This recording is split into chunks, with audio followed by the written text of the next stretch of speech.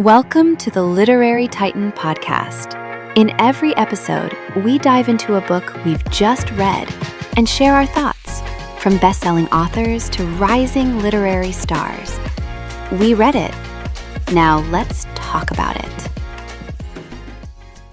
Readora from BookTropolis is a lively alphabet book that introduces children to sports from archery to zorb through brief haiku-style verses, framed by the larger fantasy of Readora, a reading superhero from the story-filled world of BookTropolis. The book opens by casting reading itself as a kind of magic, with Readora gaining her powers through words and then using them to spark curiosity in children.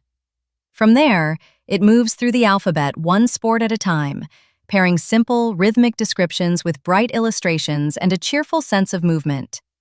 It's part concept book, part sports sampler, and part literacy pep talk, all filtered through an upbeat, child-friendly imagination.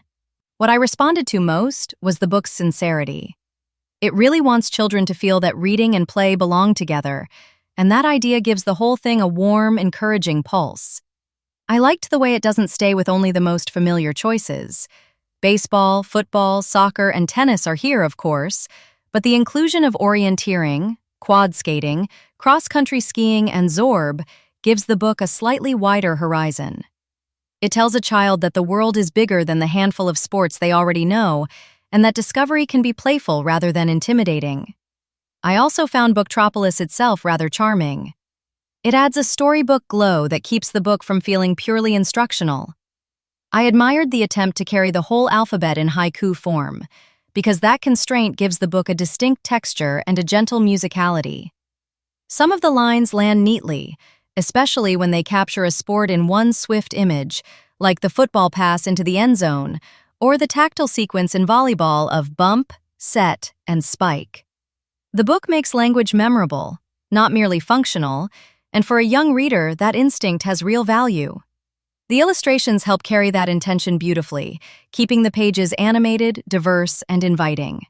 This is a generous, good-hearted children's book with an imaginative core and a clear belief in what words can do. It has genuine charm, and its combination of literacy, motion, and encouragement gives it a sweetness that feels earned. I'd especially recommend it for young children who are learning letters, beginning to read independently, or already obsessed with sports and action-filled picture books. It would also work well for parents, teachers, and librarians who want something a little more spirited than a standard alphabet book. Overall, I found it earnest, colorful, and easy to like. Thanks for joining us on the Literary Titan podcast. If today's review sparked your interest, be sure to pick up a copy of the book and experience it for yourself. If you enjoyed the episode, don't forget to subscribe, leave a rating, or share it with a fellow book lover. Until next time, keep reading, not just to escape, but to grow.